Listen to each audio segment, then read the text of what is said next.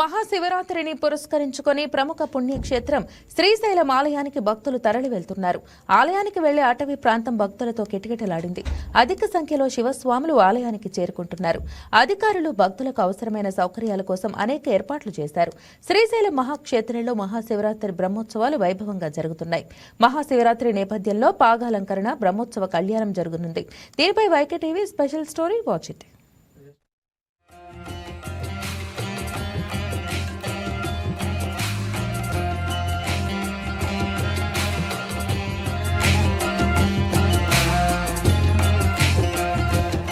ద్వాదశ జ్యోతిర్లింగాలలో శ్రీశైలం కూడా ఒకటి. ఈ ఆలయం ప్రస్తావన పురాణ కాలం నుంచి కూడా ఉంది. ఈ ఆలయంలోని ప్రధాన మూర్తి అయిన మల్లికార్జునుడికి ఎంత ప్రాధాన్యత ఉందో ఈ ఆలయ శిఖరానికి కూడా అంతకంటే ఎక్కువ ప్రాధాన్యత ఉందని చెప్పటం అతిశయోక్తి కాదు. ఎందుకంటే ఈ ఆలయ శిఖరాన్ని దర్శించి మోక్షం పొందాలని భావిస్తూ దేశంలోని వివిధ రాష్ట్రాల నుంచే కాకుండా విదేశాల నుంచి కూడా ఎంతో మంది ఇక్కడకు వస్తూ ఉంటారు. ఈ శ్రీశైలం మహాక్షేత్రం అంటే భూకైలాసంగా విరాజిల్లుతున్నది. అనగా స్వామి అమ్మవార్లు మన భారతదేశంలోనే ఒకే ప్రాంగణంలో ఒకే క్షేత్రంలో ఒక జ్యోతిర్లింగంగా ఒక శక్తిపీఠంగా భ్రమరాంబ మల్లికార్జున స్వామి వార్లు స్వయంభూలుగా వెలిసి ఉండటమే విశేషం. మానవాళికి కూడా అడిగిన వెంటనే వరాలు ఇస్తూ ఇక్కడ కొలువుండటం గొప్ప విశేషం. శ్రీశైలం మహాక్షేత్రం గొప్ప శైవ మహాక్షేత్రం. మిగతా క్షేత్రాల కంటే భిన్నంగా ఇక్కడ ప్రతి ఆగమ ఆచార సాంప్రదాయాలన్నీ కూడా ప్రత్యేక రీతిలో మనకి కనిపిస్తూ ఉంటాయి. అడుగడుగున భక్తుల యొక్క చరిత్రలతో నిండిపోయి ఉన్నటువంటి శ్రీశైలం మహాక్షేత్రం ఎన్నో జీవితాలు ఆ స్వామివారికి అర్పించి ముక్తి పొందినటువంటి శ్రీశైలం మహాక్షేత్రం ఈ చరిత్ర. దట్టమైన అరణ్యాల మధ్య భక్త జనులను బ్రోచేందుకు వెలసిన పరమేశ్వరుని దివ్యధామమైన శ్రీశైలం ద్వాదశ జ్యోతిర్లింగాలలో ఒకటి. శివరాత్రి సందర్భంగా శ్రీశైల యాత్రకు భక్తులు క్యూ కడతారు. మల్లన్న భక్తులు ఓం నమశివాయ అంటూ శివనామ స్మరణతో కాలినడకన శివయ్య దర్శనానికి వెళ్తుంటారు. శ్రీశైలం మల్లన్న ఆలయంలో మహాశివరాత్రి బ్రహ్మోత్సవాలు ఘనంగా జరుగుతున్నాయి. బ్రహ్మోత్సవాలు ప్రారంభమైనప్పటి నుంచి ఇప్పటి వరకు దాదాపుగా 2 లక్షలకు పైగా భక్తులు శ్రీ భ్రమరాంబ మల్లికార్జున స్వామి ఆలయాన్ని దర్శించుకున్నారు.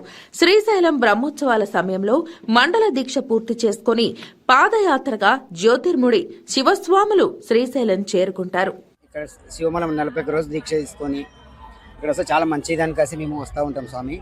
ఇక 41 రోజు మేము దీక్ష చేసుకొని ఇక్కడ వస్తాం స్వామి. ఇడుముడి ఇవ్వడానికి వచ్చిపోతాం స్వామి. పాదయాత్ర వచ్చి మేము వెళ్ళిపోతాం. అంత మంచిగా జరుగుతుంది స్వామి. మాకు కూడా పిల్లా జిల్లా మంచిగా ఉన్నాం అందరం స్వామి. నాకు 3 బిడ్డలు, కొడుకు.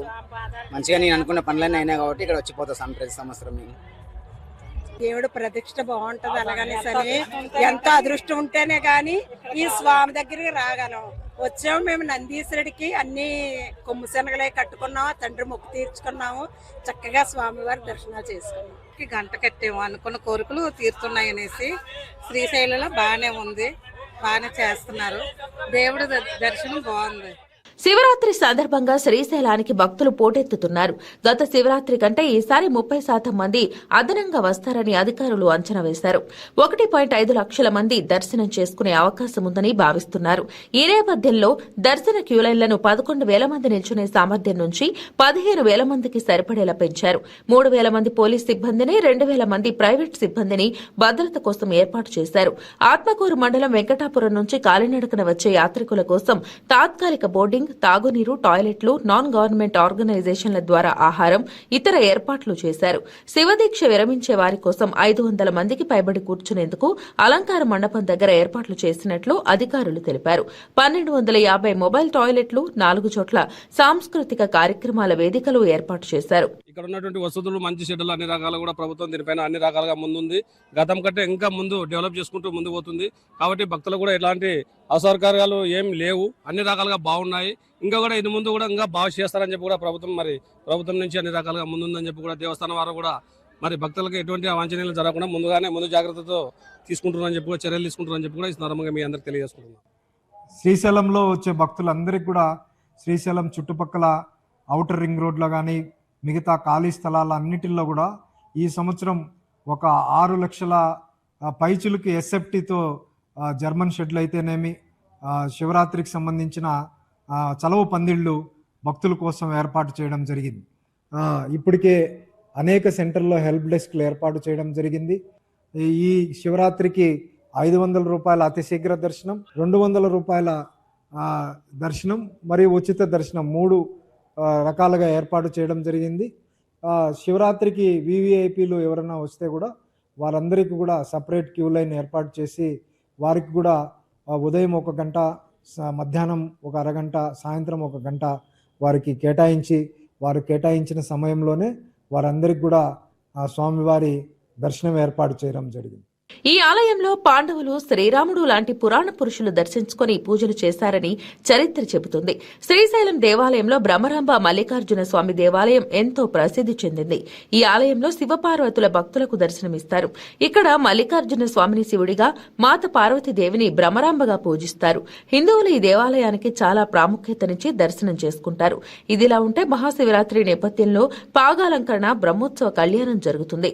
భక్తులకు ఎలాంటి ఇబ్బందులు లేకుండా అధికారులు ఏర్పాట్లు చేస్తున్నారు. మహాశివరాత్రి బ్రహ్మోత్సవాలలో స్వామివారికి కళ్యాణానికి ముందు పెళ్లి కుమారుడిగా తలపాగా చుట్టే ఆచార శైలిని అనుసరించి పృథ్వీ వెంకటేశ్వర్లు కుటుంబం తరతరాలుగా పాగాలంకరణ సేవ చేస్తున్నారు. ఏడాది పాటు దీక్షలో ఉండి రోజుకు 1 మూర చొప్పున 365 రోజులు పాగా వస్త్రాన్ని నేస్తారు. మహాశివరాత్రి పర్వదినాన చిమ్మ చీకట్లో దిగంబరులై స్వామివారి గర్భాలయ విమాన కలశాలు, ముఖ మండపం నవనందులకు కలుపుతూ పాగాలను అలంకరిస్తారు. మహాశివరాత్రి రోజున మల్లన్న స్వామికి నిర్వహించే పాగాలంకరణను దర్శించటం ద్వారా పరమేశ్వరుడి అనుగ్రహం కలిగి ఆ ఏడాదంతా శుభాలు చేకూరుతాయని భక్తుల ప్రగాఢ నమ్మకం. అందుకే శ్రీశైల క్షేత్రానికి వచ్చి అశేష భక్తజనం ఈ ఘట్టాన్ని తిలకిస్తారు. గరళకంఠుడు ఆ మందాకిని పర్వతాన్ని పెట్టి పాల సముద్రాన్ని చిలికినప్పుడు మందాకిని పర్వతం పెట్టి వాసుకిని ఒక నారిగా చేసి చిలికినప్పుడు దానిలో నుంచి ఆలాహలం ఉద్భవిస్తే ఆ ఆలాహలానికి ప్రతి దేవతలు, రాక్షసులు పారిపోతుంటారు. స్వామి పారిపోతే శ్రీమన్నారాయణుడు కూడా పరుగెత్తుతాడు.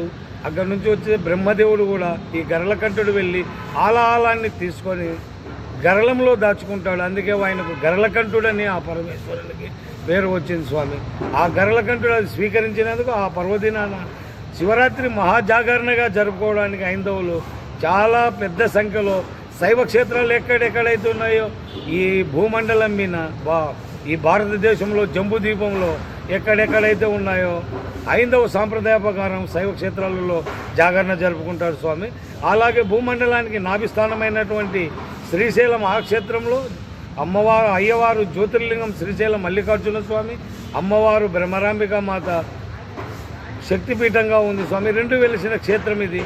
భూమండలానికే నాభిస్థానం. స్వామి ఇక్కడ కూడా జాగరణ జరుపుకుంటాం. స్వామి కేవలం ఆ జాగరణ జరుపుకొని పాగాలంకరణ చూసి తదనంతరం కళ్యాణం చూసి తరించడానికే లక్షల సంఖ్యలో శివస్వాములు అయితేనేమి, నాన్ స్వాములు అంటే శివదీక్ష చేయని స్వాములు, మాత స్వాములు కానీ చాలా లక్షల సంఖ్యలో అక్కడ పాల్గొని వీక్షించి జన్మ తరించుకుంటారు. స్వామి పాగాలంకరణ పూర్తయిన తర్వాత రాత్రి 12 గంటల నుంచి శ్రీ బ్రహ్మరాంబ సమేత మల్లికార్జున స్వామికి బ్రహ్మోత్సవ కళ్యాణం వైభవంగా జరగనుంది.